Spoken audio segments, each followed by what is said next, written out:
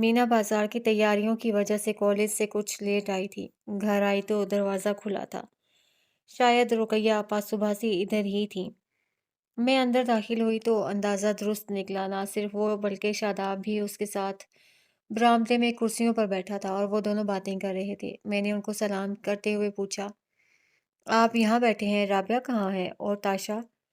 जाकिर के दोस्त की बच्ची फोत हो गई है, वो दोनों वहाँ गए हैं। ताशा को छोड़ गए हैं, वो अब सो रही है। लेकिन आपने आज बहुत देर लगा दी। रुकैया ने मुझे देखते हुए उठते हुए कहा, फिर खाने का पूछा।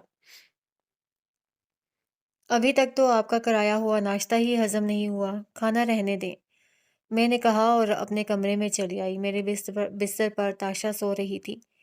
मैंने उसे सोते में ही प्यार किया, फिर कपड़े बदलने चली गई। राबिया लोग शाम के वक्त आए थे। रुकैया ताशा को लेकर ऊपर चली गई। जाते ही मुझे इशारा कर गई कि अब आप शादाब से बात कर लें, और मैं शादाब को देखने लगी, जो बरामदे के सतून से लिपटी बेल देख रहा था और मैं उसको देख रही थी। ये 2 साल जो गुजरे थे उसे खासा बदल गए थे। वो मेरी तरफ और देखा और मुझे देखते पाकर हैरान हुआ, फिर पूछा, आप इस घर में अकेली रहती हैं? हाँ, अकेली हूँ तो अकेली ही रहूंगी। तुम बताओ, अब क्या सोचा है तुमने अपने मुस्तकबिल के बारे में? मैट्रिक तो तुम कर ही चुके हो। मैंने बात शुरू की।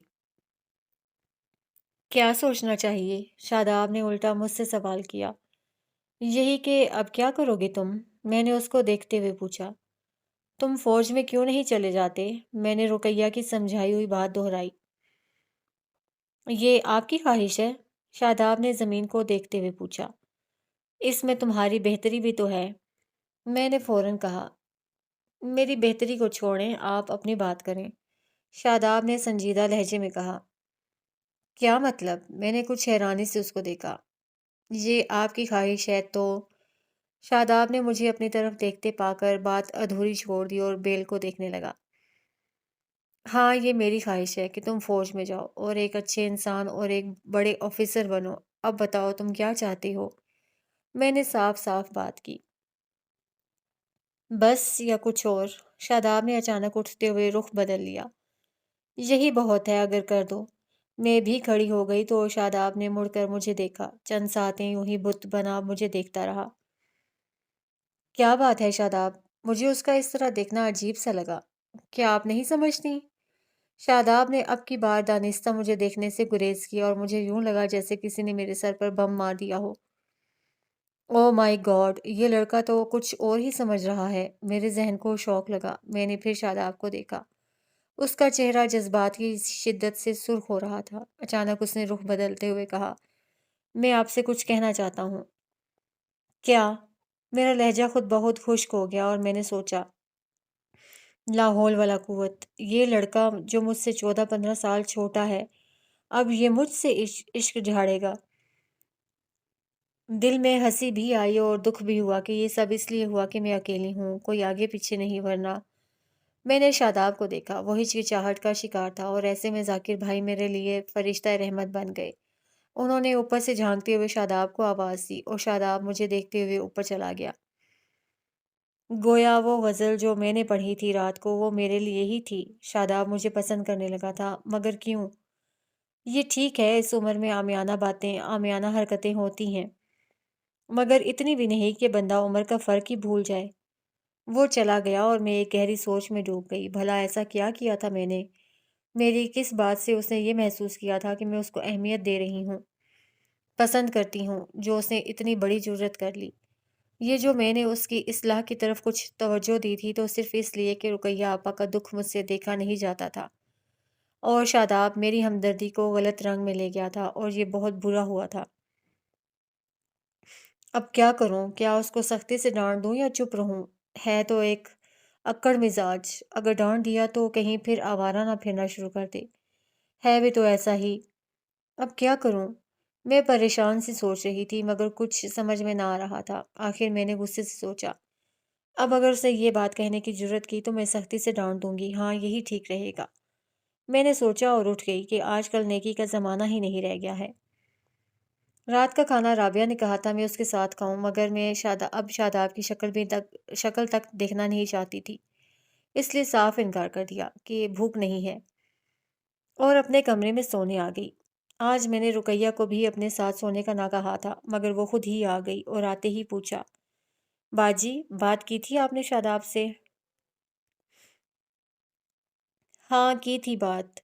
मुझे फिर शादाब का रवैया याद आ गया और मैंने सोचा क्या रुकैया को बता दूं कि शादाब ने वो गज़ल किसके हिजर में नोट की थी। क्या कहता है? रुकैया ने इश्तियाक से पूछा। मान गया है, कहता है उसका इरादा पहले ही फौज में जाने का था। मैंने अपना किरदार अलग कर दिया। अल्लाह तेरा शुक्र है और बाजी आपका भी शुक्रिया, सब आपकी वजह से ही हुआ है। आपके मुबारक कदम मेरे शहर में पड़े तो शादाब बदल गया, वरना वो तो किसी को खातिर में ही नहीं लाता था। मैं सोचती थी कि मेरी सारी ज़िंदगी भाई की और बच्चों की गुलामी करते गुजरेगी, मगर अब आपकी वजह से मैं चुप ही रही, कहती भी तो क्या कि मुझे खुद ये नेकी बहुत महंगी पड़ी है। फिर इधर-उधर की बातें करते, मेरा शुक्रिया अदा करते वो तो सो गई और मैं सोचती रही कि अब क्या करूं।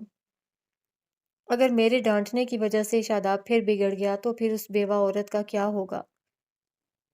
अरे तो क्या मैं उसके मुंह से अपने लिए मुकालमे सुनूं? नामुमकिन। मैंने गुस्से से सोचा। हाँ, एक सूरत हो सकती है। रुकैया ने कहा है कि वो कल सुबह चले जाएंगे। मुझे सुबह वक्त से पहले ही कॉलेज चले जाना चाहिए। इस तरह मेरी इज्जत भी रह जाएगी और रुकैया की बात भी बन जाएगी। हाँ, ये बिल्कुल ठीक सही है। मैंने सोचा और मुतमईन हो गई। सुबह प्रोग्राम के मुताबिक मैं जल्दी-जल्दी तैयार होकर रुकैया से मिलकर कॉलेज आ गई और यूं शादाब के दोबारा सामने से बच गई। वो मुझसे पूरे 15 बरस छोटा था। उसको और कुछ नहीं तो उम्र का फ़र्क तो देखना ही चाहिए था। लेकिन अब उसको क्या कहें कि इंसान सोचता कुछ है और होता कुछ है। कॉलेज से जब मैं खुशी-खुशी घर पहुंची तो शादाब गली में ही खड़ा था। मुझे देखा तो मेरे पीछे चला आया। मैंने ताला खोलकर घर में दाखिल होते हुए कहा, आपा रुकैया तो कहती थीं कि तुम लोग सुबह चले जाओगे। जी, प्रोग्राम तो यही था मगर मैंने बदल दिया। वो मेरे साथ चलते हुए बोला और उसको नज़रअंदाज करते हुए अपने कमरे में चली गई। जब काफ़ी देर बाद कपड़े बदलकर बाहर निकली, ये देर मैंने शादाब की वजह से लगाई थी। मगर जब बाहर पलटी तो वो सहन में मौजूद था। मैंने एक बार फिर उसको नज़रअंदाज करते हुए किचन का रुख किया। फ्रिज से कल का सालन निकाल कर गर्म किया। चावल भी पहले के पड़े थे, वो गर्म करके मैं खाने लगी। खाने से फारिग हुई तो फिर भी वो मौजूद था। मैंने उसको किचन की खिड़की से देखा, फिर बर्तन साफ करना शुरू कर दिए, वो भी जो गंदे थे और वो भी जो साफ थे। अब शायद शादाब की कुव्वत बर्दाश्त जवाब दे गई थी क्योंकि थोड़ी देर बाद वो बावर्ची खाने में मौजूद था। आप क्या समझती हैं, आप इधर-उधर के फ़ज़ूल कामों में लगी रहेंगी और मैं चला जाऊँगा? वो मेरे सर पर खड़ा कह रहा था, हीरो कहीं का। मैंने दिल में सोचा, क्या मतलब? मैंने जानबूझकर अनजान बनने की कोशिश की और मतलब तो उसका मैं खूब समझती थी। मतलब ये है कि मुझे अपनी बातों का जवाब चाहिए। शादाब ने पूरी संजीदगी से कहा। किस बात का? मैंने फिर अनजान बनकर पूछा। वो वो मैं वो होंठ काटते हुए बेबसी से बात पूरी ना कर सका और मैं भी उसके बोलने की मुंतज़िर रही। अचानक वो मेरी तरफ घूमा और कहा, आप आप समझ रही हैं, मेरी बात जानबूझकर नज़रअंदाज करने की कोशिश करें तो अलग बात है, वरना सुबह ही सुबह कॉलेज जाने का मतलब क्या था? आप मेरी बात का जवाब नहीं देना चाहतीं, मेरा सामना नहीं करना चाहतीं। इसीलिए आप जल्दी में चली गईं। मैंने भी सुबह जाने का प्रोग्राम ख़त्म कर दिया कि मैं आपसे बात करके जाना चाहता था। आपसे मिलकर रुखसत होना चाहता था।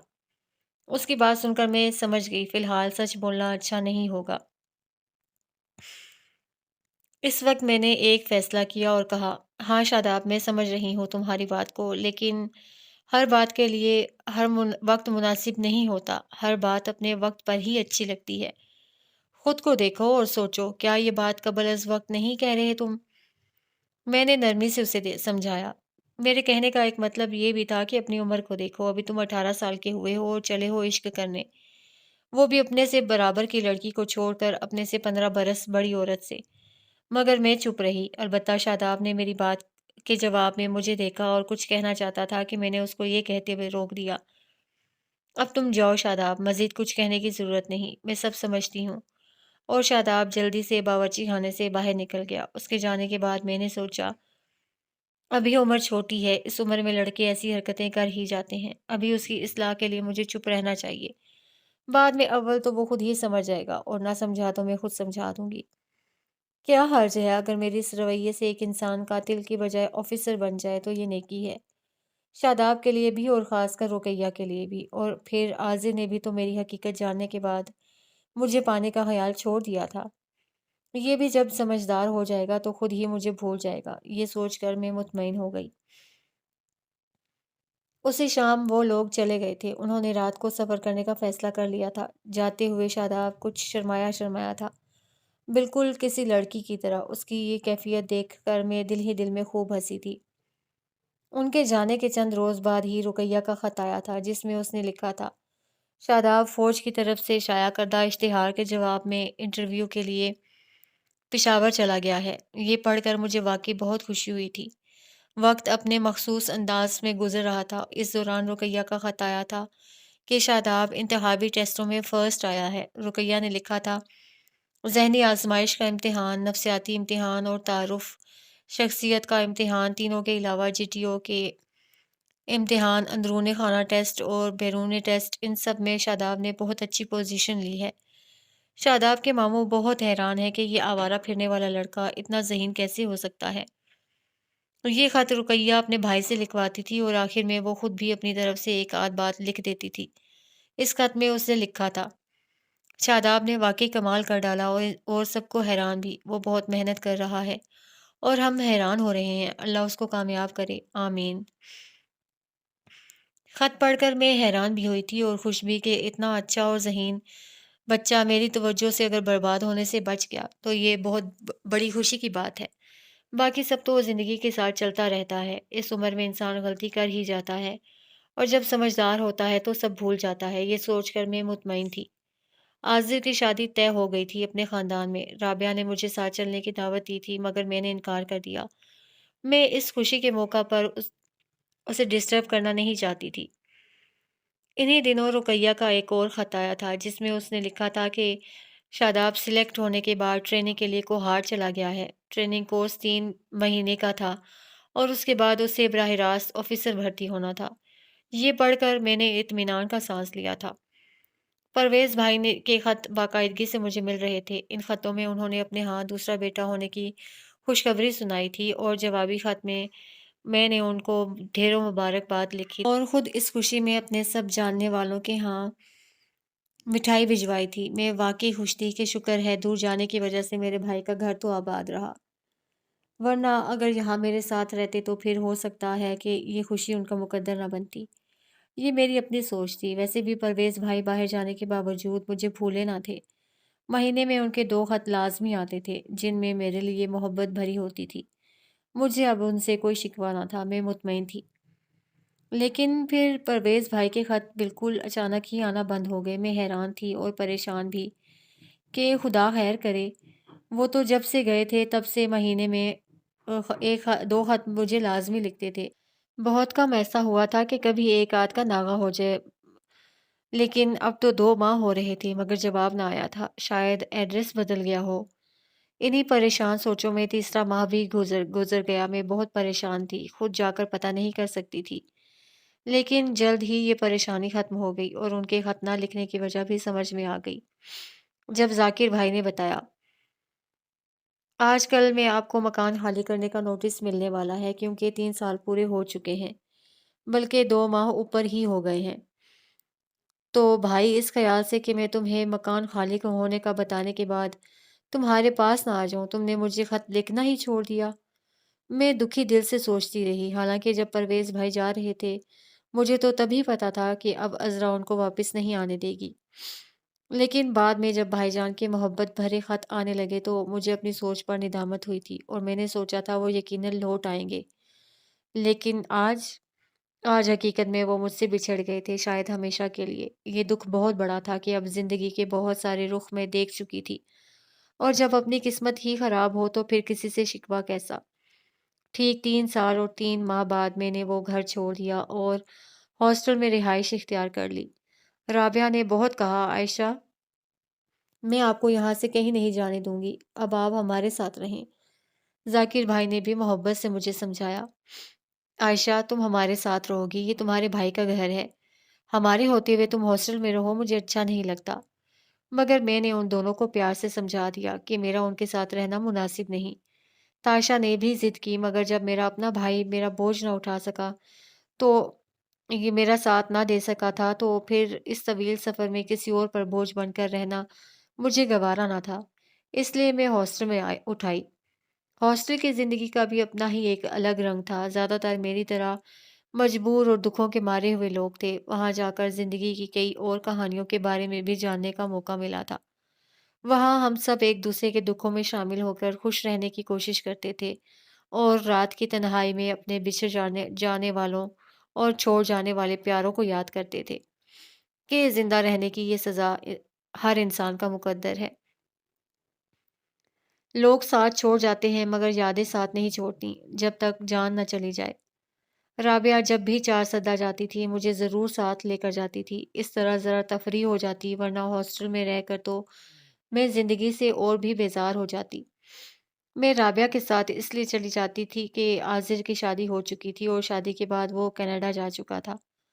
بیوی کو بھی ساتھ ہی لے گیا تھا اور شاداب بھی ٹریننگ کے سلسلے میں ابھی کوہاٹ میں ہی تھا۔ دوسرے وقت بھی کچھ اچھا گزر جاتا تھا۔ وہاں سبھی لوگوں سے پکی دوستی ہو چکی تھی، جبکہ رابعہ ایک خوبصورت بیٹے کی ماں بھی بن چکی تھی۔ تاشا بھائی کو پا کر بہت خوش تھی اور خود میں بھی اکثر چھٹی کے دن اس کے گھر چلی جاتی تھی، ورنہ پہلے تو رابعہ ہی مجھے ہاسٹل اکثر ملنے آ جاتی تھی اور ساتھ ہی بے وفا ہونے کا طعنہ بھی دیتی، جس کو میں ہنس کر برداشت کر لیتی تھی۔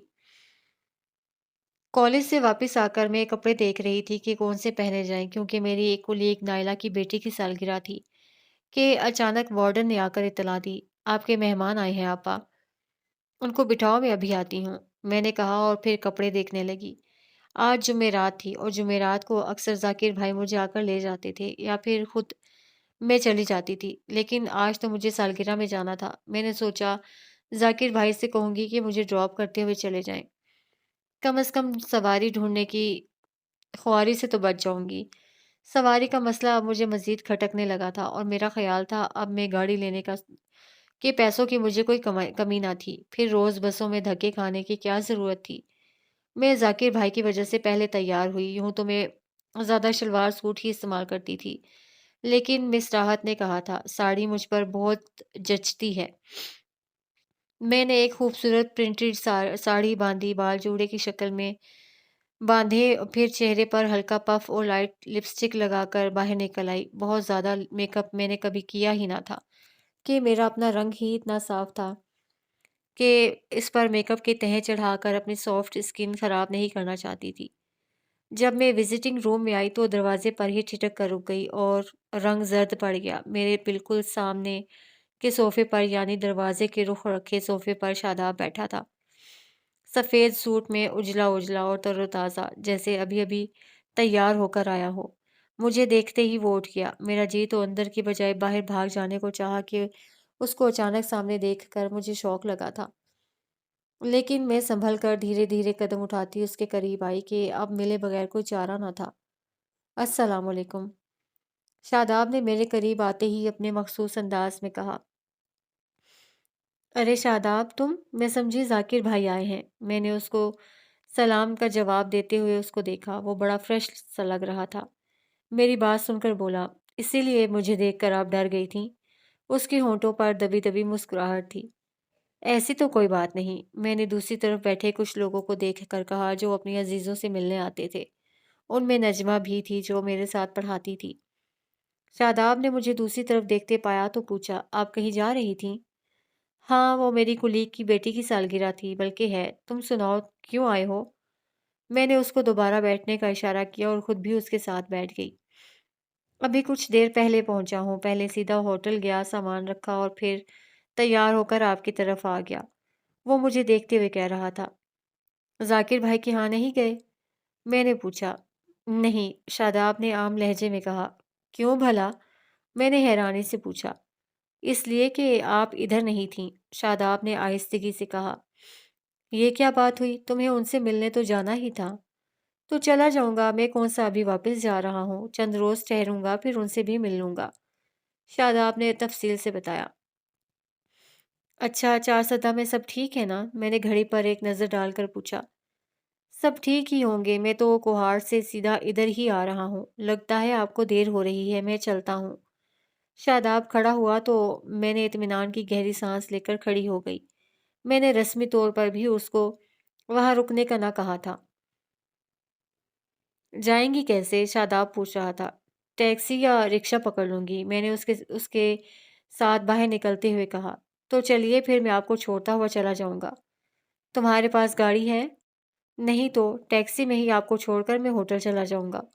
और मैं उसकी बात मान गई और वो मुझसे फिर अगले दिन मिलने का वादा करके मिस नाइला के हाथ छोड़ गया। रास्ते में उसने कोई खास बात ना की थी, बस इधर उधर की सुनाता रहा था और मैंने उसके जाते ही सुख का सांस लिया था। वरना मुझे डर था कहीं वो दिल का हाल ना सुनाने बैठ जाए। अगले रोज मैं छुट्टी के बाद कॉलेज से बाहर आई तो वो गाड़ी लिए मेरा मुंतजिर था। ये देख कर मुझे बहुत गुस्सा आया, मगर मैंने जब्त करते हुए कहा, शादाब तुम यहाँ क्यों आते हो? आपको लेने। वो मेरे गुस्से की परवाह किए बगैर दरवाज़ा खोलते हुए बोला। क्यों? मैंने फिर गुस्से से कहा। शादाब ने पलट कर मुझे देखा और कहा, प्लीज़ बैठिए। शादाब तुम। मैं उसको कुछ कहते कहते चुप हो गई कि कॉलेज के बाहर और भी बहुत सारी सारी गाड़ियों में लोग बैठ रहे थे। उनमें मेरी स्टूडेंट भी थीं। वो क्या सोच रही होंगी? ये सोचकर मैं आगे बैठ गई तो शादाब भी बैठ गया। फिर उसने गाड़ी स्टार्ट करते हुए मुझे देखा और कहा, मैं आपके खफा होने की वजह नहीं समझ सका। तुम्हें यहाँ नहीं आना चाहिए था, मैंने सख्त लहजे में कहा।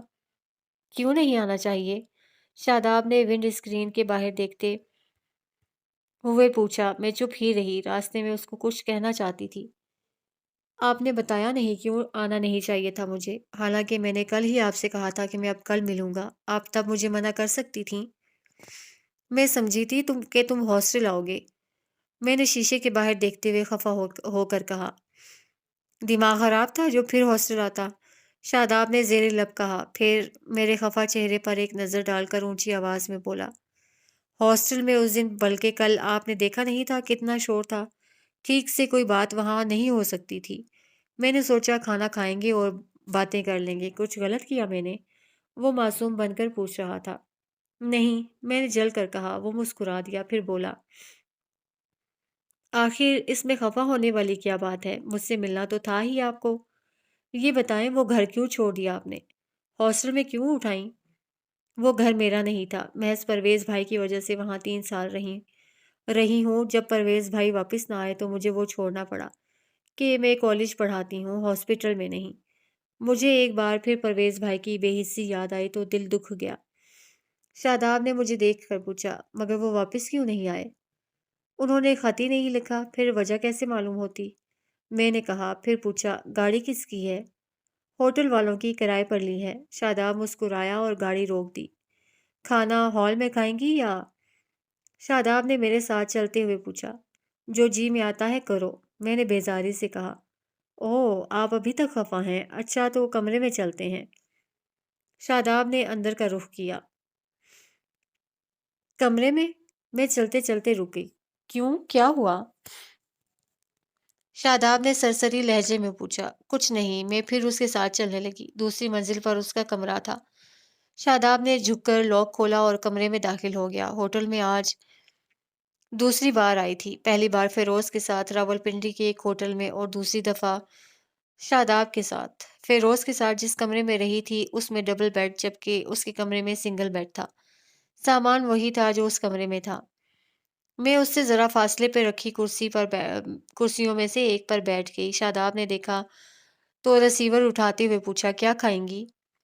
कुछ भी नहीं, मैंने बेजारी से कहा। शादाब ने फिर कुछ ना पूछा, खुद ही न जाने क्या क्या कहकर फोन रख दिया और फिर हाथ पेशानी पर टिका कर न जाने किस सोच में डूब गया। बेरा खाना ले आया तो उसने उठकर दरवाज़ा खोला और फिर उसके जाने के बाद बंद करके मेरे करीब पड़ी दूसरी कुर्सी उठाकर मेरे सामने रख के दूसरी तरफ बैठते हुए बोला, चलिए शुरू कीजिए। और मैं प्लेट में चावल निकालने लगी। अब इनकार फजूल था। खाने के बाद शादाब ने कॉफ़ी मंगवाई, फिर बताया, मेरी ट्रेनिंग ख़त्म हो गई और ऑफिसर भर्ती में मुझे लेफ्टिनेंट का रैंक मिल गया है। अब अगले माह मैं ड्यूटी ज्वाइन कर लूँगा। वाकई? मैं सारी नाराज़गी भूल गई और पूछने लगी, जी वाकई। शादाब मुस्कुराया। अब क्या करोगे तुम? मैंने अपने लिए मज़ीद कॉफ़ी बनाते हुए पूछा। अब? शादाब मुझे देखते हुए संजीदा हो गया। अब पहले ड्यूटी जॉइन करूँगा, फिर शादी। उसका इशारा समझकर मैं चुप रही, कहती भी तो क्या? शादाब ने फिर कहा, आपका क्या ख़्याल है इस बारे में? मैं फिर भी चुप ही रही। आप क्या सोच रही हैं? शादाब उठकर मेरे करीब आ गया तो मैंने उसको देखा। इस वक्त उसकी उम्र 21-22 साल थी, जबकि खुद मेरी उम्र 36 बरस थी। ठीक है कि अपनी स्मार्टनेस की वजह से मैं अपनी उम्र से 10 बरस छोटी ही लगा करती थी, मगर वो फिर भी मुझसे छोटा ही लग रहा था। और छोटा ना भी लगता तब भी मुझे अब कौन सी शादी करना थी। मैं शादी ना करने के फैसले पर अब भी कायम थी, मगर मुश्किल ये थी कि अब शादाब को कैसे समझाऊं। पहली बार जब मैंने उसको मैट्रिक करने का कहा था तो महज रुकैया की वजह से, कि जब से मैं खुद दुखों की भेंट चढ़ी थी तब से मुझसे किसी का दुख नहीं देखा जाता था। दूसरी बार फिर जब रुकैया मेरे पास मदद के लिए आई और मैंने शादाब से बात की थी, तब भी मुझ पर यह इंकशाफ हुआ था कि वो गलतफहमी का शिकार हो चुका है। तब मैं उसी गलतफहमी दूर करना चाहती थी, मगर फिर रुकैया के दुख का ख्याल करते हुए मैं ज़ब्त कर गई। लेकिन तब भी मैंने शादाब को इजहार का मौका ना दिया था। लेकिन आज वो शायद साफ-साफ बात करना चाहता था और मैं सोच रही थी कि क्या उसको बता दूँ कि ये सब उसकी गलतफ़हमी थी। लेकिन खौफ़ ये था कि कहीं मेरे कहने से मेरी बात से वो फिर ना बिगड़ जाए, कि ड्यूटी अभी उससे जॉइन नहीं की थी। कुछ समझ नहीं आ रहा था। बस अचानक ही मैं बहुत ज़्यादा परेशान हो गई थी। शादाब फिर से मेरी सामने वाली कुर्सी पर बैठ गया और पूछा, क्या बात है, आप बहुत परेशान हो गई हैं? कुछ नहीं, ये बताओ तुम क्या कह रहे थे? मैंने खुद को सँभालने की कोशिश की। यही कि मैं शादी करना चाहता हूँ। कब करोगे? मैंने मरे-मरे लहजे में कहा। आप क्या कहती हैं? उसने पूछा। मेरे कहने से क्या होता है? कोई लड़की देख चुकी हो क्या? मैंने अनजान बनकर पूछा। मेरी बात पर पहले तो शादाब ने हैरान होकर मुझे देखा, फिर मुस्कुराहट उसके होठों पर बिखर गई। जी, आज से 5-6 साल पहले देखी थी। अच्छा, मैंने खुद को सँभाल कर कहा। आप उसको देखना चाहती हैं? तो उठिए, मैं अभी दिखाता हूँ। वो शरीर लहजे में बोला। दिखाओ। मैं संजीदगी से खड़ी हो गई तो वो भी खड़ा हो गया और फिर मुझे साथ लिए बड़े दीवार के आईने के सामने रुकते हुए बोला, गौर से देख लीजिए मेरी पसंद को। मैं पहले ही समझ गई थी कि वो मुझे कहाँ ले जाएगा, चूंकि मैंने उर्दू अदब में एमए और फिर पीएचडी की थी और इसलिए इस किस्म के 2-4 सीन नॉवल वगैरह में पढ़ चुकी थी। मैंने देखा शादाब अब भी मेरे साथ खड़ा था। अगर मैं इनकार कर दूं?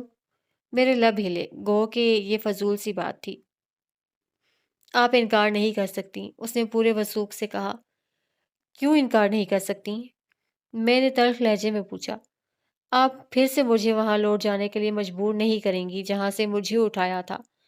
वो गोया धमकी देते हुए बोला। मैं समझ गई इनकार फजूल होगा, वो पहले से ज्यादा वहशी बन जाएगा। इसलिए एक नज़र खुद पर और दूसरी शादाब पर डालते हुए कहा, जरा देखो और बताओ तुम्हारे साथ खड़ी में क्या लगती हूँ? क्या को निकाल कर सिर्फ मेरी नज़र से देखिए कि आप मेरे साथ खड़ी बहुत अच्छी लग रही हैं। शादाब ने लहजे में मोहब्बत भर कर कहा, और बड़ी भी लग रही हूँ। मैंने उसके क्लीन शेव चेहरे पर एक नज़र डालते हुए कहा, क्या फ़र्क पड़ता है जब मैं नहीं समझता? उसने लापरवाही से शानों को जुम्बिश दी। मगर मैं समझती हूँ। मैंने अपनी बात पर जोर देते हुए कहा, तुमको इस बात की परवाह नहीं, मगर ये दुनिया वाले, ये ज़माना इस फ़र्क को ना सिर्फ समझेगा बल्कि तुम्हारा मजाक भी उड़ाएगा। प्लीज़, मैं आपसे कोई नसीहत सुनने नहीं आया, बल्कि अपनी बात का जवाब लेने आया हूँ। वो बात जिसको कहने से आपने मुझे रोक दिया था। शादाब ने गुस्से से मेरी बात काटते हुए कहा, देखो शादाब, अभी तुम सिर्फ लेफ्टिनेंट बने हो और शादी के लिए तुम्हारी उम्र भी बहुत छोटी है। मैंने दिल ही दिल में दांत पीसते हुए कहा, खुलकर गुस्से का इजहार जो नहीं कर सकती थी। इतनी छोटी भी नहीं, लोग तो 16-18 साल की उम्र में शादी कर लेते हैं। तो फिर 22 में हूँ, और इस उम्र, तुम 22वें में हो, मैं तो। मैंने उसकी बात काटी। प्लीज़, मुझे कुछ बताने की ज़रूरत नहीं, सिर्फ मेरी बात का जवाब दें। अब के शादाब ने झिल्लाकर कहा, ज़रूरत है। मैं अपनी बात पर जोर देकर बोली, नहीं है, मैं अंधा नहीं हूँ। शादाब ने फिर झिल्लाकर कहा, तो तुम नहीं सुनोगे? मुझे भी गुस्सा आ गया। سنوں گا، مگر وہ نہیں جو آپ سنانا چاہتی ہیں، بلکہ وہ جو میں سننا چاہتا ہوں۔ وہ ہر دھرمی سے بولا تھا۔ تو ٹھیک ہے، اگر مجھ سے شادی کرنا چاہتے ہو تو پہلے خود کو میرے قابل بناؤ۔ میں نے بچنے کے لیے ایک دوسرا راستہ اختیار کیا، سیدھے راستے سے وہ قابو جو نہیں آ رہا تھا۔ کیا مطلب؟ اب کے شاداب نے حیران ہو کر مجھے دیکھا۔ مطلب یہ کہ میں کالج میں پروفیسر ہوں اور تم صرف لیفٹیننٹ ہو، جبکہ ابھی تمہاری عمر بھی چھوٹی ہے۔ پھر؟ شاداب نے جلدی سے پوچھا۔ پھر یہ کہ اگر مجھ سے شادی کرنا چاہتے ہو تو پہلے میجر کا رینک حاصل کرنا ہوگا۔ خود کو کسی قابل تو بناؤ، پھر مجھ سے شادی کا سوچنا۔ میں نے گھورنے والے انداز میں دیکھتے ہوئے کہا۔ وہ بھی کر لوں گا، آپ نے اب تک جو کہا ہے میں نے وہی کیا ہے۔ یہ کیپٹن اور میجر کا رینک بھی میں حاصل کر لوں گا، مگر پہلے اب شادی ہوگی۔ باقی باتیں وقت کے ساتھ ساتھ ہوتی رہیں گی۔ شاداب نے بھی صاف صاف کہہ دیا۔ شادی بعد میں ہوگی، پہلے تم یہ رینک حاصل کرو گے اگر مجھے حاصل کرنا چاہتے ہو۔ میں نے خشک لہجہ اختیار کیا۔ آپ نہیں جانتی آپ کیا کہہ رہی ہیں۔ فوج میں پروموشن کی ایک عمر ہوتی ہے، ہر رینک کی اپنی مدت ہوتی ہے جو پوری کرنے کے بعد دوسرا ملتا ہے، اور اس میں دن مہینے نہیں برسوں لگتے ہیں۔ شاداب نے گویا مجھے سمجھانے کی کوشش کی، حالانکہ یہ بات تو مجھے بہت پہلے سے معلوم تھی۔ آخر میرے 3 ماموں فوج میں تھے۔ اگر یہ بات ہے تو پھر مجھے بھول جاؤ، میں نے سنجیدگی سے کہا۔ نہیں، یہ کیسے ممکن ہے؟ شاداب نے بے چینی سے پہلو بدلا۔ وہ کچھ پریشان نظر آنے لگا تھا اور مجھے اطمینان حاصل ہونے لگا تھا۔ اگر مجھے بھولنا ناممکن ہے تو پھر یہ رینک حاصل کرو۔ میں پھر آ کر کرسی پر بیٹھ گئی، جبکہ شاداب اب بھی وہیں کھڑا تھا۔ وہ کتنا بھی مرد سے ہی مگر تھا تو مجھ سے چھوٹا اور ناتجربے کار، اس لیے میری چال میں آ گیا تھا۔ کیا سوچ رہے ہو؟ مجھے جواب چاہیے، میں نے کہا۔ کیا ایسا نہیں ہو سکتا میجر کی بجائے آپ صرف کیپٹن کی شرط رکھیں؟ وہ تھوڑا سا رضامند ہو کر بولا۔ میں سمجھ گئی کہ بات بن گئی ہے۔ میجر سے کم نہیں، البتہ کرنل بن جاؤ تو اور بات ہے، میں نے جوش سے ہنس کر کہا۔ پلیز ایک بار پھر سوچ لیجئے، شاداب منت کرنے والے انداز میں بولا۔ ہرگز نہیں، تم ہاں یا نہ میں ابھی جواب دو، میں نے بے رخی سے اسے کہا۔ اس نے بھی تو مجھے خوب پریشان کیا تھا۔ مجھ سے شادی کی خواہش مجھے پریشانی ہی تو تھی۔ یہ پریشانی کی بات ہی تو تھی کہ وہ مجھ سے 14-15 برس چھوٹا ہونے کے باوجود مجھ سے شادی کا خواہش مند تھا۔ میں نے نظر اٹھا کر اسے دیکھا۔ وہ پریشان سا دریچے کے باہر دیکھ رہا تھا اور سوچ رہا تھا۔ رینک کی مدت 7 سال ہوتی ہے۔ شاداب ابھی لیفٹیننٹ ہوا تھا، 7 سال بعد جا کر کہیں کیپٹن بنتا اور اس کے ساتھ بعد میں میجر، یعنی اس طرح کل 14 سال بنتے تھے، اور شاداب جوان تھا، خوبصورت تھا۔ ابھی تو اس کی عمر چھوٹی تھی اور سر پر عشق کا بھوت سوار تھا کہ اس عمر میں لڑکے نہیں صرف جن سے مخالف میں کشش کے باعث ہر فرق نظر انداز کر دیتے ہیں۔ لیکن اب سے 4-5 سال بعد جب شاداب ذرا میچور ہوگا، یعنی 26-27 کا، تو پھر وہ خود ہی مجھے بھول کر کسی بھی اپنی ہم عمر یا چھوٹی لڑکی سے شادی کر لے گا، اور میں بھی مزید بڑی ہو جاتی، اور ضروری نہیں تھا شاداب اب میرے حصول کے لیے 14 سال انتظار کرتا۔ وہ مرد تھا اور انتظار کر ہی نہیں سکتا تھا۔ یہ ساری محبت، سارا عشق سراب بن کے جھاگ کی طرح بیٹھ جاتا جب وہ ذرا سمجھدار ہوتا اور میری عمر کا خیال کر کے خود ہی مجھے چھوڑ جاتا۔ پھر مجھے کیا ضرورت پڑی تھی ابھی سے اس کو بھٹکانے کی؟ میں نے شاداب کو دیکھا، وہ ابھی بھی وہیں دریچے کے پاس کھڑا تھا۔ اس کے پاس گئی اور کہا، چھوڑو شاداب، یہ سب تمہارے بس کا نہیں، بہتر یہی ہے کہ تم اپنی کسی ہم عمر لڑکی کو تلاش کر کے شادی۔ مجھے آپ کی شرط منظور ہے، لیکن میری بھی ایک شرط ہے۔ کیا؟ میں نے سکون سے پوچھا۔ یہ کہ جب میں میجر کا رینک حاصل کر لوں تو پھر آپ کوئی نئی شرط پیش نہیں کریں گی۔ نہیں کروں گی، میں نے فوراً کہا اور دل میں سوچا، وہ وقت آنے سے پہلے تم خود ہی بدل جاؤ گے شاداب خان آفریدی۔ پھر ٹھیک ہے، میں کوشش کروں گا یہ رینک اپنی محنت سے قبل از وقت حاصل کر لوں، وہ اطمینان بھرے لہجے میں بولا، اور پھر میرا دل پھر ڈر گیا۔ لیکن پھر یہ سوچ کر کہ یہ ناممکن ہے کہ وہ قبل از وقت کچھ حاصل کر لے، میں مطمئن ہو گئی اور کچھ دیر بعد ہی اپنا پرس اٹھا کر چلنے کے لیے تیار ہو گئی۔ اب میں چلوں گی شاداب، رات کا کھانا کھا کر جائیے گا۔ شاداب نے بیٹھے بیٹھے مجھے دیکھا۔ یہ مناسب نہیں، میں نے کہا تو شاداب فوراً اٹھ گیا، تاہم وہ مجھے ہاسٹل چھوڑنے کے بجائے لبرٹی لے گیا۔ میں نے جب یہ دیکھا تو غصے سے پوچھا، یہاں کیوں لائے ہو مجھے؟ शादाब ने मेरे गुस्से की परवाह किए बगैर पूछा। मुझे थोड़ी शॉपिंग करना है, ऐसे मौका पर खातून साथ हो तो अच्छा लगता है। वो गाड़ी बंद करके मेरी तरफ का दरवाज़ा खोलते हुए बोला, तशरीफ़ लाइए। और मैं दांत पीसने के बावजूद उसको कुछ न कह सकी। चुपचाप गाड़ी से उतर आई। आपको किसी चीज़ की ज़रूरत तो नहीं? वो मेरे साथ चलते हुए पूछ रहा था। नहीं, तुम अपनी शॉपिंग करो। मैंने थोड़ी नरमी से कहा कि अब गुस्सा करने का फ़ायदा। जी, बेहतर। वो मुख्तलिफ शॉप्स पे अपने लिए ना जाने क्या-क्या खरीदता रहा। मैंने कुछ तवज्जो ना की। फिर मेरी पसंद से उसने अपनी अम्मी के लिए 1-2 सूट और कपड़े वगैरह खरीदने के बाद मुझसे कहा, मैं चाहता हूँ आप अपने लिए कुछ खरीदें। ये कहते हुए वो खुद मेरे लिए सूटों का कपड़ा देखने लगा। मैंने आहिस्ता से उसका बाजू पकड़ा और कहा, प्लीज़ शादाब, मुझे किसी चीज़ की ज़रूरत नहीं। मगर उसने सुनी अनसुनी कर दी। दुकानदार के सामने मैं खुलकर कुछ कह भी ना सकती थी। शादाब ने अपनी पसंद से मेरे लिए 2 सूट पैक करवाए और फिर ज़ेवरात की दुकान में आया। उसने मुझसे पूछे बगैर अपनी पसंद से एक अंगूठी ली और मुझसे कहा, ज़रा पहन कर देखें, साइज़ सही है? मैंने गुस्से से उसको घूर कर देखा, मगर वो बड़ी लापरवाही से कुछ दूसरे ज़ेवरात देखने लगा। शादाब, अब चलो, इन चीज़ों की क्या ज़रूरत है? मैंने गुस्सा करते हुए कहा। ज़रूरत है, जभी तो यहाँ आया हूँ। उसने दुकानदार के सामने मेरा हाथ पकड़कर अंगूठी उँगली में डाल दी। फिर बोला, साइज़ ठीक ही है, और बिल देने लगा। मैंने जल्दी से अंगूठी निकाल कर दुकानदार के सामने रख दी और उसने अंगूठी छोटी सी मखमली डिबिया में बंद करके शादाब के सामने रख दी। शादाब ने एक गुस्से भरी नज़र मुझ पर डाली, फिर डिब्बा लेकर बाहर निकल आया। गाड़ी में बैठते हुए भी उसका मूड ऑफ रहा और फिर मुझे हॉस्टल के गेट पर उतार कर बगैर कुछ कहे चला गया। मैं समझी जान छूट गई। अब शायद उसको मुझसे मिले बगैर ही चार सदा चला जाए, और ये बात बहुत अच्छी थी मेरे लिए। मगर ऐसा हुआ नहीं। अगले रोज़ वो फिर गाड़ी लिए कॉलेज के बाहर मौजूद था। मैं भी खामोशी से गाड़ी में बैठ गई। खाना फिर शादाब के साथ ही खाया, ताहम आज उसने कोई ऐसी हरकत मतलब बात ना की थी। वो ज़्यादातर इधर-उधर की फ़ज़ूल बातें ही मुझसे करता रहा, या फिर मेरी कॉलेज लाइफ़ के बारे में पूछता रहा। और जब मैंने जाने की बात की तो शादाब ने ये कहते हुए मुझे रात के खाने पर रोक लिया कि मैं आपके साथ ही चारसदा के लिए रवाना हो जाऊँगा, इसलिए आप रात तक यहीं रुक जाएँ। और मैंने उसकी बात मान ली।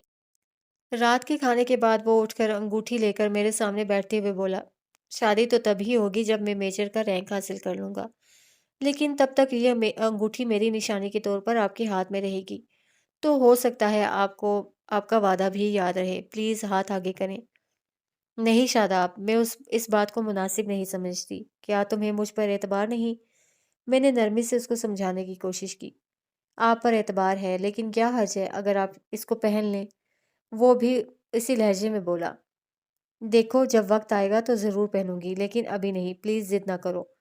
मैंने मुलायमत से कहा। शादाब कुछ देर मुझे देखता रहा, फिर उठते हुए बोला, ठीक है, अभी आप इसको नहीं पहनना चाहती, मगर ये सूट जो मैंने आपके लिए खरीदे हैं, इनको तो कबूल करें। उसने पैकेट मेरी गोद में रख दिए और बादल ने ख्वास्ता मुझे वो कबूल करना पड़े। फिर जब वो मुझे हॉस्टल छोड़ने आया तो पूछा, क्या मैं आपसे मिलने कभी कभार यहाँ आ सकता हूँ? नहीं, क्या ज़रूरत है आने की? मैंने इस खौफ की वजह से कि अगर वो मुझसे मिलता रहा तो फिर शायद मुझे फरामोश ना कर सके, जबकि मैं चाहती थी कि वो मुझे भूल जाए। ये तो ज़्यादती है, शादाब ने एहतजाज किया। यही तुम्हारे हक में बेहतर भी है। मैंने कहा। शादाब मुझे देखकर फिर बोला, ठीक है, मैं आपको परेशान करना नहीं चाहता, लेकिन कॉलेज एड्रेस तो दे दीजिए। वो जैसे हार कर बोला, क्यों? क्या अब तुम मुझे घटिया आशिकों की तरह मोहब्बत भरे खत लिखा करोगे? मैंने कुछ नागवारी से कहा, आप तो हर बात का मतलब अपनी मर्जी से निकालती हैं, बात को समझने की कोशिश ही नहीं करती। ये भी तो हो सकता है कि आपकी खैरियत मालूम की जा सके। अकेली रहती हैं आप, और ये सोचकर मैं परेशान रहता हूँ। वो सादगी से कह रहा था। आदी हूँ अब अकेली रहने की, तुम खामखा परेशान ना रहा करो। मतलब आप एड्रेस नहीं देंगी, और अगर आपने एड्रेस ना दिया तो मैं खुद हाजिर हो जाया करूँगा। उसने धमकी दी। अच्छा भाई, ठीक है, ये लो मेरा विजिटिंग कार्ड रख लो, लेकिन साल में एक बार खत लिखने की इजाज़त होगी। मैंने कार्ड देते हुए एक नई शर्त पेश कर दी। आपको लगता है एक दिन सांस लेने पर भी पाबंदी लगा देंगी? वो कार्ड पकड़ते हुए मुस्कुराया। یہ بھی ہو سکتا ہے، ابھی وقت ہے، سوچ لو، میں نے سنجیدہ لہجے میں کہا۔ اب وقت نہیں ہے، سوچا صرف ایک بار جاتا ہے، اور وہ میں نے بہت پہلے سوچ لیا تھا۔ وہ گاڑی ہاسٹل کے گیٹ پر روکتے ہوئے بولا۔ اور کیا خوب سوچا، میں نے طنز کیا۔ شاداب نے میری طرف دیکھا اور کہا، خوب ہی تو سوچا ہے، آپ کو کوئی اعتراض؟ اوکے بھائی، اب تم سے ملاقات اس وقت ہوگی جب تم میجر بن جاؤ گے، میں نے گاڑی سے اترتے ہوئے کہا۔ انشاءاللہ، شاداب نے جلدی سے کہا، پھر مجھے دیکھتے ہوئے خدا حافظ کہہ کر گاڑی آگے بڑھا دی اور میں چھوٹے چھوٹے قدم بڑھاتی ہوئی ہاسٹل کے اندر چلی آئی۔ چوکیدار حیرت سے مجھے دیکھ رہا تھا کہ آج تک ذاکر بھائی کے علاوہ مجھ سے ملنے کوئی نہ آیا تھا، مگر میں اس کی پرواہ کیے بغیر اپنے کمرے میں آ گئی اور پرس میز پر ڈال کر خود تھکی تھکی سی بستر پر گر گئی۔ میں جو آئے دن رابعہ کے کہنے پر 4 سدا چلی جاتی تھی، اب بالکل جانا چھوڑ دیا تھا۔ میں نہیں چاہتی تھی مجھے دیکھ کر شاداب مجھے یاد رکھے، میں تو چاہتی تھی وہ مجھے مکمل طور پر بھول جائے، میرا خیال تک اس کے ذہن سے نکل جائے۔ اس لیے تو میں نے اس کی انگوٹھی بھی قبول نہیں کی تھی۔ وعدے کے مطابق شاداب سال میں صرف ایک بار خط لکھتا تھا، اور وہ بھی نئے سال کے کارڈ کے ساتھ۔ ہر سال اس کا کارڈ مجھے باقاعدگی سے ملتا تھا، جسے دیکھ کر پتہ چلتا تھا کہ وہ مجھے بھولا نہیں اور یہ کوئی اچھی بات نہ تھی۔ ذاکر بھائی لاہور چھوڑ کر پشاور چلے گئے تھے، اس لیے رابعہ سے کبھی کبھار فون پر ہی بات ہوتی تھی۔ شاداب کے بارے میں مجھے کم ہی معلوم ہوتا تھا کہ وہ کہاں ہے اور کیا کر رہا ہے، کہ ایک تو اب رقیہ سے ملاقات تو کیا خط و کتابت بھی نہ ہوتی تھی، دوسرے شاداب کا خط صرف سال بعد آتا تھا، جس میں صرف میری خیریت کے بارے میں جاننے کا لکھا ہوتا۔ اپنے بارے میں اس نے کبھی کچھ نہ لکھا کہ وہ کیا ہے اور کیا کر رہا ہے۔ یہ شاداب کے جانے کے 3 سال بعد کا ذکر ہے۔ میں بین الکلیاتی مقابلوں کے سلسلے میں شرکت کے لیے اپنے لاہور کالج کی 5 لڑکیوں کے ساتھ اسلام آباد کالج جا رہی تھی۔ اب میں گاڑی لے چکی تھی اور یہ سفر میں اپنی گاڑی میں ہی کر رہی تھی۔ کالج کی طرف اس قسم کے سفر کا خرچہ ملتا ہی تھا۔ کار میں خود ڈرائیو کر رہی تھی۔ جب ہم اسلام آباد کے قریب پہنچے تو سخت چیکنگ ہو رہی تھی گاڑیوں کی۔ یہ مارشل لاء کا دور تھا اور آئے دن کے ہنگاموں اور جلسے جلوسوں کی وجہ سے دارالحکومت میں داخل ہونے والی گاڑیوں کی سخت تلاشی لی جاتی تھی۔ 4-5 گھنٹے کے طویل اور تھکا دینے والے سفر کے بعد ہم اسلام آباد کے قریب پہنچے تھے کہ گاڑی روکنی پڑی۔ اب پتہ نہیں یہاں کتنی دیر رکنا پڑے گا، میں نے ایک طرف کھڑے بہت سارے فوجیوں کو دیکھتے ہوئے کہا، جس میں سے کچھ کاغذات دیکھ رہے تھے۔ ایک فوجی ہماری طرف بھی تیزی سے آیا اور کھڑکی پر جھکتے ہوئے کہا، میڈم کاغذات پلیز، اور بات اس کے منہ میں رہ گئی۔ وہ حیرت سے مجھے دیکھنے لگا، اور حیران تو میں خود بھی تھی کہ یہ شاداب تھا۔ وہ کھڑکی کے قریب کھڑا حیرت سے اب بھی مجھے دیکھ رہا تھا۔ اس کا کلین شیو چہرہ تھا، تاہم ایک بڑی تبدیلی کے ساتھ، اور یہ تبدیلی اس کے شولڈر پر چمکتے 3 ستارے تھے، جو یہ بتانے کے لیے کافی تھے کہ وہ لیفٹیننٹ سے کیپٹن بن چکا ہے، کہ شولڈر پر چمکتے یہ رینک کیپٹن کی شناخت تھے۔ مگر وہ کب کیپٹن بنا؟ میں نے سوچا، تبھی اچانک وہ بغیر کاغذات لیے پیچھے ہٹ گیا۔ میڈم پلیز کاغذات، شاداب کے پاس آ کر کھڑے ہونے والے دوسرے نوجوان نے کہا، اور میں نے ڈیش بورڈ سے کاغذ اٹھا کر اس کے حوالے کر دیے، جو اس نے خود دیکھنے کی بجائے شاداب کو پکڑا دیے، اور پھر مجھ سے مخاطب ہوا، پلیز ذرا باہر تشریف لائیں، گاڑی کی تلاشی ہوگی۔ رہنے دو ضیاء، کاغذات پر تیزی سے نظر ڈالتے ہوئے شاداب نے کہا۔ کیوں سر؟ وہ حیران سا شاداب کی طرف مڑا تو میں خود ہی لڑکیوں کو باہر نکلنے کا اشارہ کرتے ہوئے خود بھی باہر نکل آئی۔ میں نہیں چاہتی تھی وہ فوجی یا گاڑی میں بیٹھی لڑکیاں کسی شک کا شکار ہوں۔ ہمارے باہر نکلتے ہی وہ فوجی گاڑی دیکھنے لگا، جبکہ میں نے شاداب کو دیکھا۔ اس کے ہونٹوں پر شرارت آمیز مسکراہٹ کھیل رہی تھی، اور وہ بظاہر کاغذات پر نظریں جمائے کھڑا تھا، مگر میں جانتی تھی وہ پڑھنے کی بجائے میرے بارے میں سوچ رہا ہوگا۔ اچانک وہ میری طرف مڑا اور بڑے مؤدبانہ انداز میں پوچھا، میڈم آپ کس سلسلے میں اسلام آباد تشریف لے جا رہی ہیں؟ ہم لوگ بین الکلیاتی مقابلوں کے سلسلے میں اسلام آباد کالج جا رہے ہیں، میں نے سنجیدگی سے جواب دیتے ہوئے ایک بار پھر اس کے شولڈر پر نظر ڈالی۔ شاداب نے بھی مجھے شانوں کی طرف دیکھتے پایا تو کالر ٹھیک کرنے کے بہانے خوامخواہ ان ستاروں کو درست کرنے لگا۔ پھر کاغذات میری طرف بڑھاتے ہوئے بولا، اس کو ذرا غور سے پڑھ لیجئے میڈم، آج چیکنگ ذرا سخت ہے، اور کافی جگہوں پر ہم نے ناکہ لگا رکھا ہے، تاہم میں نے یہاں نشان لگا دیا ہے۔ آپ یہ دکھاتی جائیں، آپ کو کوئی نہیں روکے گا، اور آپ آسانی سے اپنی مطلوبہ جگہ پہنچ جائیں گی۔ شکریہ، میں نے کاغذات پکڑتے ہوئے کہا، پھر ان پر ایک نظر ڈالی۔ شاداب نے ایک چٹ اپنی طرف سے لکھ کر ساتھ لگائی تھی، جس پر لکھا تھا، کیا میں آپ سے ملنے اسلام آباد کالج آ سکتا ہوں؟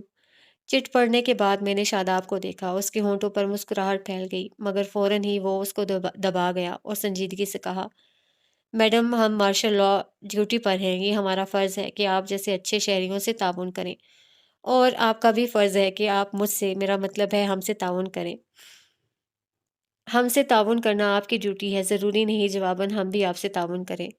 میں نے اس کا مطلب سمجھتے ہوئے سخت لہجے میں کہا، یہ تو زیادتی ہے میڈم۔ شاداب نے آہستہ سے کہا، اگر اتفاق سے آپ کا اور ہمارا سامنا ہو گیا ہے تو آپ کو تعاون کرنا چاہیے، حرجی کیا ہے تعاون کرنے میں؟ میں نے اس کی بات کا کوئی جواب نہ دیا، دروازہ کھول کر گاڑی میں بیٹھی اور پھر دوسری لڑکیوں کے بیٹھتے ہی گاڑی آگے بڑھا دی۔ بیک مرر میں پیچھے کھڑا شاداب مجھے صاف نظر آ رہا تھا، جو اب پوری سنجیدگی سے میری گاڑی کی طرف دیکھ رہا تھا، اور مجھے یقین تھا جب تک گاڑی نظر آتی رہے گی وہ ادھر ہی دیکھتا رہے گا۔ میڈم، آپ اس کو جانتی تھیں؟ لڑکیاں گاڑی آگے بڑھتے ہی مجھ سے پوچھنے لگیں۔ نہیں تو، میں نے صاف جھوٹ بولا کہ ان کی وجہ سے میں نے شاداب سے شناسائی ظاہر نہ کی تھی، مگر وہ پھر بھی پوچھ رہی تھیں۔ مس، وہ آپ کو بہت غور سے دیکھ رہا تھا، ان میں سے ایک لڑکی بولی۔ ہو سکتا ہے اپنے کسی عزیز کا دھوکا ہوا ہو، میں نے جواب دیا اور دل میں سوچا، شکر ہے شاداب نے بھی مجھ سے زیادہ بات نہیں کی، ورنہ یہ شیطان لڑکیاں تو کالج واپسی پر میرا پھول بناتی۔ ان سب کی عادت ہی ایسی تھی کہ ٹیچرز کی ذرا ذرا سی بات کو نمک مرچ لگا کر سارے کالج میں سناتی تھیں، لیکن مجھے یہ بھی حیرت تھی کہ شاداب کیپٹن کیسے بن گیا، اور اگر بن گیا تھا تو مجھے کیوں نہ بتایا تھا؟ یہ بھی ہو سکتا ہے ابھی تھوڑا عرصہ ہوا ہو، مجھے تو بیچارہ سال بعد ہی خط لکھتا تھا۔ تاہم میں پریشان ہو گئی تھی، یہ سوچ کر کہ اگر اسی رفتار سے اس نے میجر کا رینک حاصل کر لیا تو پھر کیا ہوگا؟ پھر مجھے اس خوف نے آ لیا کہ کہیں وہ میرے کالج نہ آ جائے، اگر ایسا ہوا تو بہت برا ہوگا، لڑکیاں کیا سوچیں گی؟ اگرچہ میں نے اس کو جواب تو دے دیا تھا، پھر بھی خوف تھا۔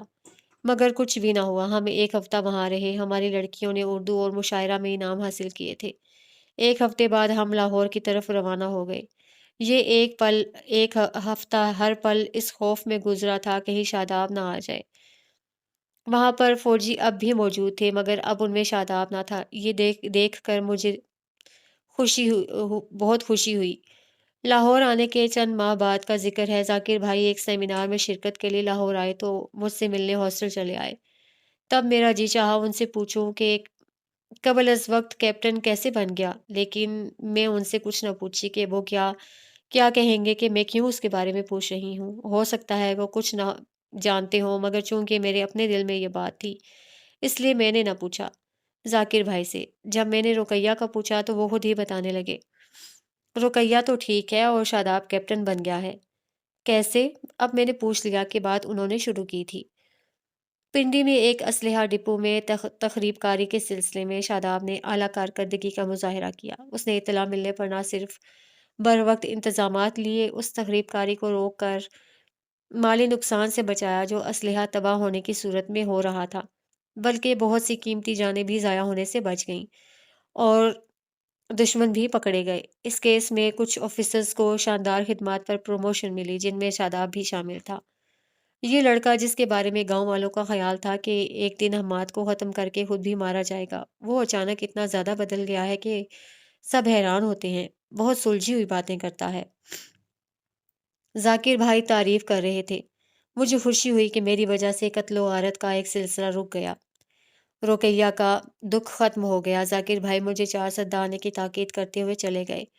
وہ اب پشاور سے 4 سدہ چلے گئے تھے۔ میں کتنی ہی دیر بیٹھی شاداب کے بارے میں سوچتی رہی، حیران ہوتی رہی اور شاداب سے دور ہونے کے طریقے بھی سوچتی رہی۔ دل چاہا لاہور چھوڑ کر چلی جاؤں، وہاں جہاں وہ نہ آ سکے، مگر کہاں؟ اچانک میرا تقرر بطور پرنسپل کوئٹہ کالج میں کر دیا گیا۔ میں بہت خوش تھی اور لاہور چھوڑ کر کوئٹہ آ گئی۔ میرے ساتھ ہی یہاں لاہور کی ایک لیکچرار ٹرانسفر ہو کر آئی تھی، اور اس نے مشورہ دیا کہ ہاسٹل کے بے مزہ کھانے اس کو اچھے نہیں لگتے، کیوں نہ ایک گھر کرائے پر لیا جائے، اور میں نے اس کا مشورہ مان لیا کہ اس میں کوئی حرج بھی نہیں تھا۔ پھر کوئٹہ کی رہنے والی ایک پروفیسر کی معرفت ہمیں یہ گھر مل گیا اور نازیہ کے ساتھ اس گھر میں شفٹ ہو گئی۔ 2 کمروں کا یہ چھوٹا سا لیکن خوبصورت گھر تھا، مناسب لان بھی تھا۔ مجھے یہ گھر بے حد پسند آیا۔ کالج سے واپسی پر میں لان میں بیٹھی یا تو پڑھتی رہتی یا پھر چائے کافی پیتی۔ مجھے جس کو چائے اچھی نہیں لگتی تھی اور کافی کی تلخی تو بہت ناگوار گزرتی تھی، جس میں سے مجھے جلی ہوئی روٹی کی بو آتی تھی، لیکن اب وہی کافی مجھے مرغوب تھی۔ چائے تو میں بہت کم پیتی تھی، زیادہ کافی ہی استعمال کرتی، خاص کر جب دل پر اداسی طاری ہوتی تو میں بغیر دودھ اور چینی کے کافی بنا کر پیتی، اور یہ تلخ محلول مجھے بہت سکون دیتی تھی۔ تاہم پھر مجھے رات بھر تو کیا، بعض دفعہ 2 دن بھی نیند نہیں آتی تھی، اور یہ دیکھ کر نازیہ مجھ سے کہتی، ارے سیدھی طرح ایک ہی بار کیوں نہیں پی لیتی؟ کاش میں ایسا کر سکتی اگر یہ معلوم ہوتا کہ خودکشی حرام نہیں ہے۔ نازیہ، اس دنیا میں میری زندگی کی کیا حیثیت ہے؟ سب کو خدا نے اٹھا لیا اور ایک بھائی زندہ تھا، اسے عذرا چھین کر لے گئی۔ عذرا پر الزام مت دیجیے، وہ سارا وقت آپ کے بھائی کے ساتھ نہیں رہتی، آپ کے بھائی خود ہی آپ سے ملنا نہیں چاہتے، خط لکھنا نہیں چاہتے، تو عذرا کا کیا دوش؟ عورت سارا وقت تو مرد کی نگرانی نہیں کر سکتی۔ نازیہ نے غصے سے کہا، ٹھیک کہتی ہو تم، میں کہتی تو وہ بولتی۔ اب مجھے دیکھیے، میری عمر 35 برس ہو رہی ہے، میرے ماں اور باپ دونوں زندہ ہیں، بھائی بہن بھی ہیں، مگر کسی کو میری شادی کی فکر نہیں۔ ان سب کے لیے میں نوٹ چھاپنے کی مشین ہوں، جس سے ہر کوئی اپنی ضرورت پوری کرتا ہے، اور میری ضرورت کا کسی کو خیال نہیں۔ میں نے محض ماں باپ کی مدد کے خیال سے یہ جاب کی تھی، جو میرے لیے مصیبت بن گئی ہے۔ میں بھی چاہتی ہوں میری شادی ہو، شوہر، گھر اور بچے ہوں، مگر میرے گھر میں کسی کو خیال نہیں۔ ماں باپ مجھ سے چھوٹے بہن بھائیوں کی شادی میں لگے ہیں، میری پرواہ کسی کو نہیں۔ محض پیسے کے لیے انہوں نے مجھے یہاں اتنی دور اکیلی رہنے کو اجازت دے دی۔ تم تو شکر کرو تمہارا صرف ایک رشتہ ہے جس کا تمہیں دکھ ہے، اگر بہت سارے ہوتے تو دکھ بھی بہت سارے ہوتے۔ وہ آنکھوں کی نمی صاف کرتے ہوئے کہہ رہی تھی۔ یہاں کوئٹہ آ کر زندگی کی بہت ساری دکھی کہانیاں مجھے ملی تھیں، ساری کہانیاں ایک دوسرے کی ضد تھیں۔ نازیہ شوہر اور گھر کے لیے ترستی تھی، جبکہ ایک پروفیسر زیب تھیں، وہی جنہوں نے مکان کی تلاش میں ہماری مدد کی تھی، پڑھی لکھی، خوبصورت 40 سال کی عورت تھی، مگر بیمار شوہر بہت بڑا بزنس مین تھا اور کم پڑھا لکھا، جس کی وجہ سے وہ احساس کمتری کا شکار تھا۔ بیوی کی پرواہ نہ تھی، پاؤں کی جوتی سمجھتا اور اپنے دل کی تسکین کے لیے وقتاً فوقتاً طنز کی بارش کرتا رہتا تھا، جس کی وجہ سے وہ ہارٹ کی پیشنٹ ہو چکی تھی اور اس کا بائی پاس آپریشن بھی ہو چکا تھا، مگر شوہر کو پھر بھی اس کی پرواہ نہ تھی۔ اس کی کہانی سن کر میں نے کہا تھا، آپ جواب میں ان کو کچھ نہیں کہتی؟ تب وہ دکھ سے بولیں، کیا کہوں، پڑھنے لکھنے کے باوجود ہوں تو ایک عورت ہی۔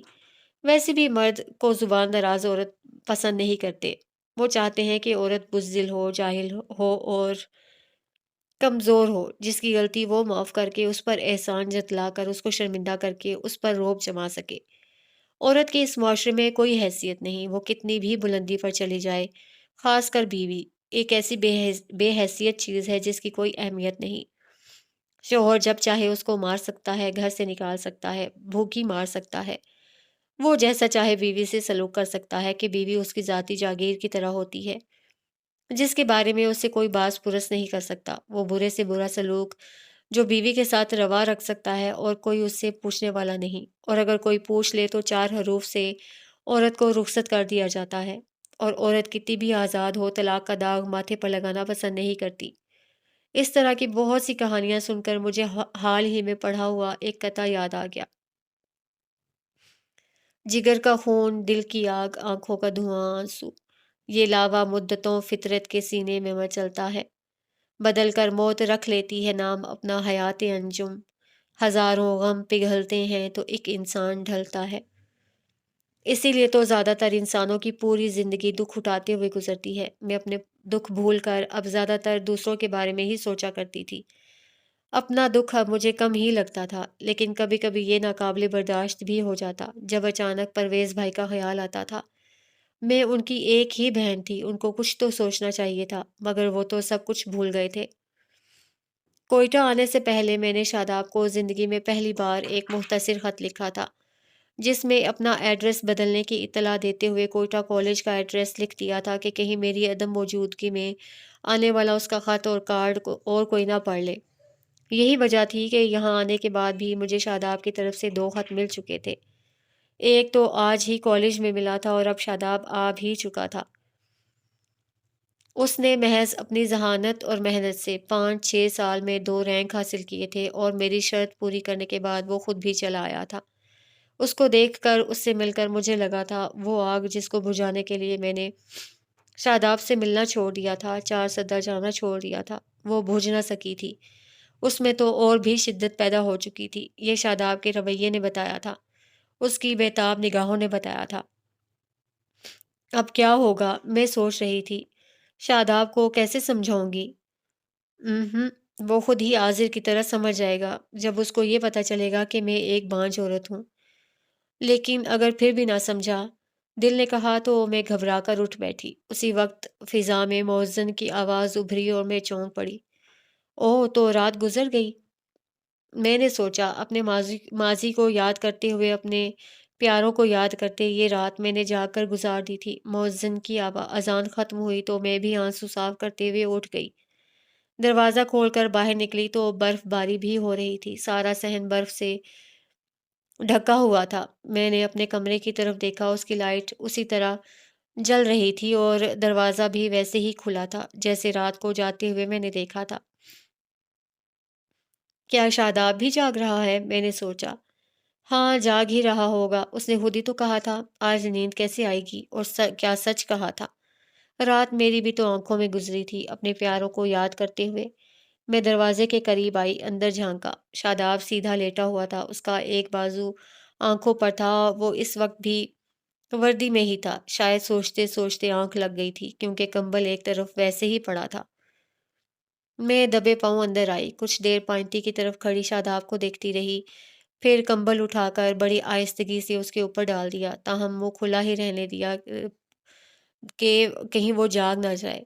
کمبل ڈال کر میں باہر نکل آئی، پھر وضو کر کے نازیہ کے کمرے میں آئی اور نماز پڑھنے کے بعد شاداب کے سوالوں کا جواب سوچتے ہوئے لیٹ گئی۔ میں نے سوچ لیا تھا کہ مجھے شاداب سے کیا کہنا ہے۔ یہ سوچنے کے بعد میں مطمئن ہو گئی تھی، شاید یہی وجہ تھی۔ پھر نیند بھی مجھ پر مہربان ہو گئی اور آرام سے سو گئی۔